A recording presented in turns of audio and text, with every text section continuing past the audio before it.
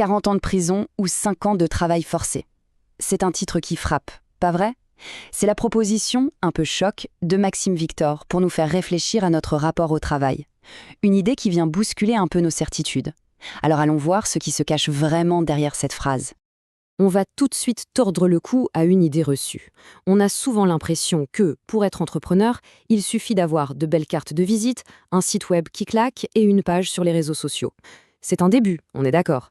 Mais est-ce que c'est vraiment ça le cœur du réacteur ? La réponse, c'est non, évidemment. En réalité, c'est bien plus profond que ça. L'entrepreneuriat, c'est un peu comme un iceberg. Ce qu'on voit, ce sont ses outils, cette façade. Mais la partie immergée, la plus massive, c'est tout un tas de compétences, de stratégies et surtout un état d'esprit bien particulier.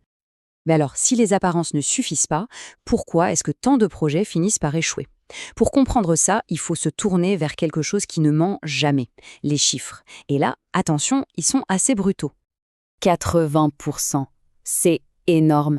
C'est le pourcentage d'entreprises qui mettent la clé sous la porte avant même de fêter leur 5e anniversaire. Un chiffre qui fait vraiment froid dans le dos et qui montre à quel point le parcours est semé d'embûches. C'est une véritable jungle. Et ça ne s'améliore pas avec le temps, bien au contraire. Si on regarde sur 10 ans, il ne reste plus que 1% des entreprises qui ont été créées. C'est une hécatombe. Alors la question, c'est comment on explique un tel taux d'échec ? Eh bien, pour Maxime Victor, la réponse est finalement assez simple. On ne s'improvise pas entrepreneur, ça se travaille. C'est une vraie profession qui s'apprend, qui s'étudie, tout comme médecin ou avocat. L'improvisation et la bonne volonté ne suffisent pas. Et c'est justement ce manque de préparation qui conduit tant d'entreprises droit dans le mur. Le constat est dur, c'est vrai. Mais la bonne nouvelle, c'est qu'il existe des moyens d'éviter le naufrage. Et c'est là qu'intervient la méthode de Maxime Victor. Il se positionne un peu comme un guide, un mentor, pour aider les entrepreneurs à naviguer dans ces eaux troubles. Et il ne sort pas ça de son chapeau, hein. Son propre parcours en est la meilleure preuve. Il a commencé en vendant des casquettes, puis il a lancé un centre d'affaires, ensuite une agence de personnel, pour finalement fonder sa propre firme de coaching. Il a gravi les échelons un par un, en accumulant une expérience hyper précieuse à chaque fois. Sa philosophie, au fond, elle repose sur 3 piliers fondamentaux. D'abord, faire des profits, parce que sans argent, l'entreprise ne survit pas, c'est la base. Ensuite, le développement personnel. L'entreprise ne peut pas grandir plus vite que la personne qui la dirige. Et enfin, le plus important peut-être, une mentalité de gagnant. Et c'est vraiment là-dessus, sur ce point précis, que tout se joue.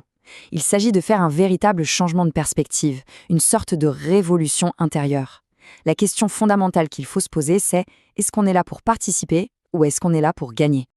Maxime Victor met le doigt sur une petite phrase, une phrase qu'on a tous entendue des dizaines de fois, surtout dans le monde francophone, et qui, selon lui, est un poison. L'important, c'est de participer.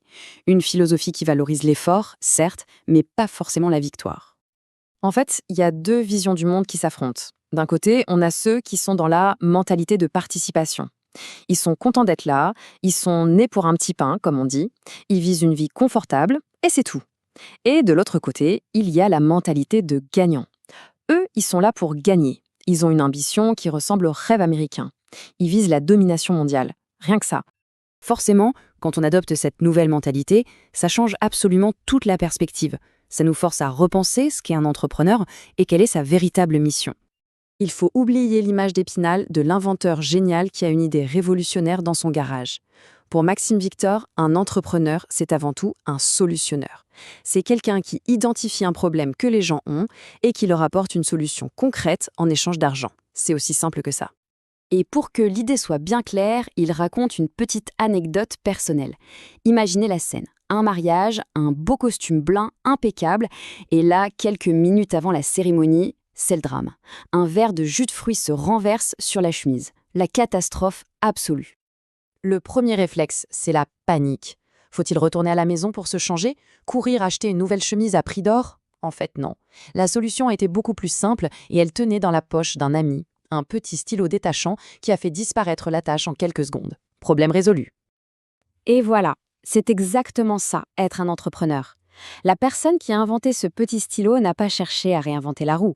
Elle a simplement vu un problème hyper courant, les tâches, et elle a proposé une solution simple, efficace et pas chère. Elle apporte une solution concrète au marché et elle est payée pour ça. Pour conclure, il nous laisse avec une image, une métaphore vraiment puissante qui fait réfléchir à tout ce potentiel qui nous entoure et qu'on laisse parfois filer. Quel est l'endroit le plus riche de la planète ? Ce n'est pas une mine de diamants en Afrique ou un puits de pétrole au Moyen-Orient. Non, c'est le cimetière.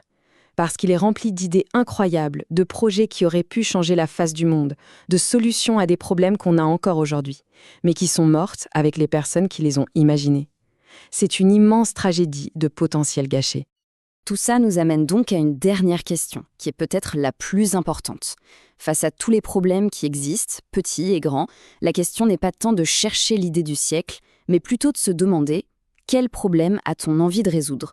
Quelle solution, à notre échelle, peut-on apporter au monde ?